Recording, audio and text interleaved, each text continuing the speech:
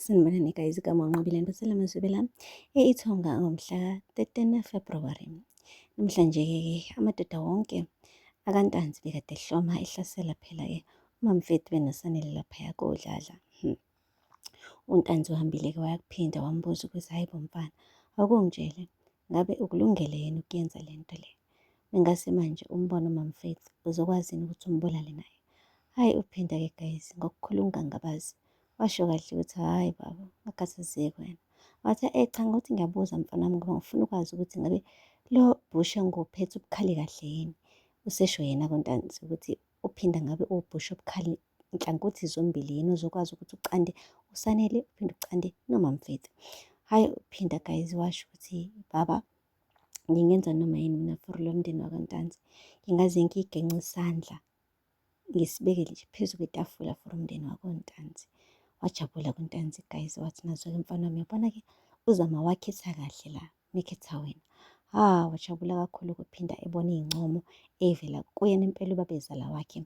Wahleka yedwa waqala iculo-ke manje seya emadodeni lawa ahamba nawo. Wathi wenduni but izinyoni, wathi wenduni izinyoni nyoni nyoni, wenduni izinyoni, wenduni izinyoni nyoni, nyonini nyonini izinyoni nyoni, ungcede izinyoni, ungcede izinyoni nyoni nyoni. Hhayi guys, yahloma yahlasela. Bathe mebefika-ke laphaya koDladla, bangena-ke ney'cabha. Wathi uphinda, hello bantu bami, ninjani niyaphila? Hhayi wagxuma wahlala oma ngezinyawo guys. Umama wakhona phela ekhaya ebona ukuthi hawu nakho sehlaselwa manje emini kabha ilanga libalela. Hhayi ubaba uDladla wamane warelaxa kakhulu yezwa kungathi kukhona nje into ayithembile. Wathi hhayi ngithi angize le ekhaya. Wathi uDladla nifunani? Wathi hayi bo sifuna uSanele, sifuna uSanele. Uphi? Bafana bami ngenani la egumbini egumbini search. Wathi umama wakhona hhayi phinda siyacela bandla besicela ungasilimazi. Wathi mama ngayingeni le yamadoda, hamba ekhishini uyopheka. Wangahamba umama. Wathi uDladla ngiyabuza futhi yini enibanga ukuthi nifuna uSanele la ikoDladla la? Anazini ukuthi uSanele uhlala kwaMagwaza. Sasho isibhakela qushu ebusweni bukababa uDladla. Wahayiza kakhulu unkosikazi wakhe. Wathi baba baba, umane wathi uDladla lehlisa umoya nkosikazi. Yonke into ihamba ngononina manje. Wathi ihamba kanjani ngononina? Kusho uphinda. Imina onalelo gunya lokuthi izinto zihambe ngononina, hhayi wena. Imina ophethe isibhamu la. Okusho kona ukuthi umuzi lo sekuwami.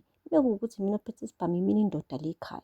Imagine emzini womuntu uyibiza ngendoda manje. Guys, uDladla wamane waba nesibindi engingakaze ngisibone. Wathi ngisashona manje uSanele akekho la endlini. Waphinde bamnikeza futhi-ke manje isibhakela sesibili-ke manje ubaba uDladla. Wahayiza futhi unkosikazi wakhe. Wathi we mfana, ngifuna ukukutshela ukuthi ngiyakubona ukuthi yonke le nto yenza ngoba nakho ufuna ukubekwa le esicongweni ubengozi uNtanzi. Yabona manje amahlathi aniphelelane nina noNtanzi. Uphinda wanyanya.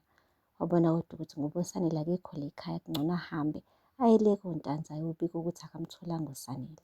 Guys, uSanele-ke ubekade le koMagwaza-ke, kugcwele koMagwaza, khona amaphoyisa, kukhona nje abantu bayintatheli, kuzoshuthwa-ke uqoshwe yonke into uNtanzi akade yenza nalama-record edlala.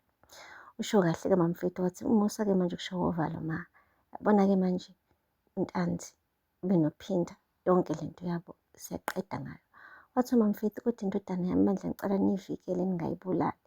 Wathi ma lo muntu uzama ukubulala nje nawe. Wathi noma kuthiwa kunjalo uNtanzi ubemhlohla ngicela ningamenzi lutho. Wathi hayi ma sobona khona. Hhayi-ke iphoyisa uSibiya guys kuthe sekuqala-ke manje ama-recording-ke iy'ntatheli y'shutha, abaqophi bey'ndaba beqopha. Washo ukuthi hhayi impela la esigodini sasedlulini kade sasithwele kanzima. Ngisho nathi singamaphoyisa sikwazi ukwenza kahle umsebenzi wethu ngoba lo muntu lo unabantu abasey'khundleni ey'phezulu abamvikelayo. Uthi mesithola ubufakazi bumane bucinywa. Iy'nduna zibulewe kodwa lo muntu akaboshwa ngoba-ke kunamameya ale phezulu amane nje akhiphe imali afumbathise amaphoyisa abese uNtanzi ayaphuma ejele. Emva kwalapho-ke guys kuthiwa thina as Umphakathi wasezulwini kumele sibambisane ukuqumba phansi untanzi ngoba sekwanele manje. Sanele naye wa-eda-ke washo ukuthi bekhokhwa o-30% kuthiwa abantu mabakhokhele ibhizinisi ekuthiwa i-forum eba-protect-ayo. Leyo forum ayibasizi ngalutho kunalokhu ibaqhoboza iy'mali. Kwase kwadlalwa-ke ama-recordings-ke akha uNtanzi noZama besho ukuthi bazothengela abantu abasey'khundleni ey'phezulu iy'moto, baphinde babafumbathise ney'mali ukuze bengalinuki ijele. Okusho khona ukuthi-ke bafisa sengathi noma bebenza ubugebengu kodwa ijele kube into efana njengeGoli noLwandle, into engasondelene neze nabo. Hey guys, ayi. Uthe uphinda mefika laphaya koNtanzi efike elambethe engaphethe khanda likaSanele, engaphethe khanda likaMamFeti, wahlanya uNtanzi. Wathi, ye wena mfana ngikuholelani vele wena, wambamba wamklinya ngomqala. Wathi namanje usabuya mphethe uSanele, unamsebenzi muni nala wena kaNtanzi, kahle kahle wena u-useless. Wafika uZama wathi, hayibo baba uyambulala kwenzenjani? Wathi useless lento. Wathi hayibo phinda wenzeni? Wathi ngishilo nje baba ngathi angimtholanga mina nje uSanele laphaya kodladla, ngizobika lokho. Wathi hey, ubikani nawe Sanele naphinda musukube isiphokopho. Angithi bekumele wena usifonele uma ukuthi awumtholi ungaloku uqhuba ikhanda uzale ekhaya. Kumele sikufundise umsebenzi wakho ukuthi wenza kanjani. Wathi uNtanzi lalela-ke la mfana wami, hamba uyofuna labantu. Mekuwukuthi awubatholi ungabuyi uzele ekhaya, uhambe uyoshona njengesipikili. Uyangizwa ukuthi ngithini kwena? Awuphinda guys, wavuma wahamba. Lapho uyahamba nje bandla uphethwe ikhanda manje ngoba naye akazi ukuthi abheke kuphi. Uthe ebuya lapho wabuye esethi hey bafethu kushubile-ke manje. USanele lo nithi ngimbheke usereyidweni, uyakhuluma ereyidweni kuyimanje. Hayibo oNtanzi guys baqala batatazela, bavula iredio. Nangempela mebethe bayivula iredio bafica ama-recordings aseqaliwe ayadlalwa. uNtanzi ubhizi ukukhuluma noZama, basho bonke ubukhoshosho abazobenza esigodini sasezulwini obuyinkinga nje, inkinga nje yobugebengu. Ubugebengu obuqavile, obuhlasimulisa umzimba, obuqandisa ikhanda. Yo guys, umane nje wathi uNtanzi yabona-ke manje bami, hayi inhlanzi ishelwa amanzi.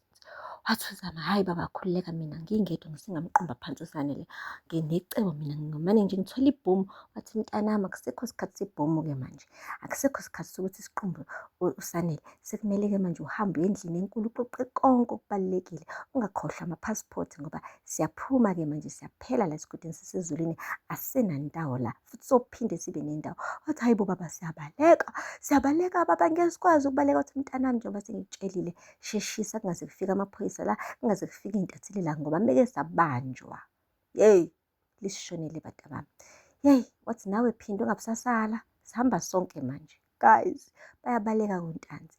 Yabona mekuwukuthi amaphoyisa afika kahle bengakaphumi lapha emagcekeni akoNtanzi guys, impela bazovalelwa ejele bonke. Kuyobasiza-ke mekuwukuthi-ke impela indizamshini isegcekeni izomane ibandizise nje imuke nabo ngoba mebengenayo, hayi guys uqinisile uNtanzi, inhlanzi ishelwe ngamanzi. Guys aphela lapho-ke amazwibela namhlanje, ningakhohlwa ukusubscribe and like and comment. Until next time, bye. Sanibonani guys, igama uNqobile Ntothela Mazwibela, ithonga ngomhla ka-13 February.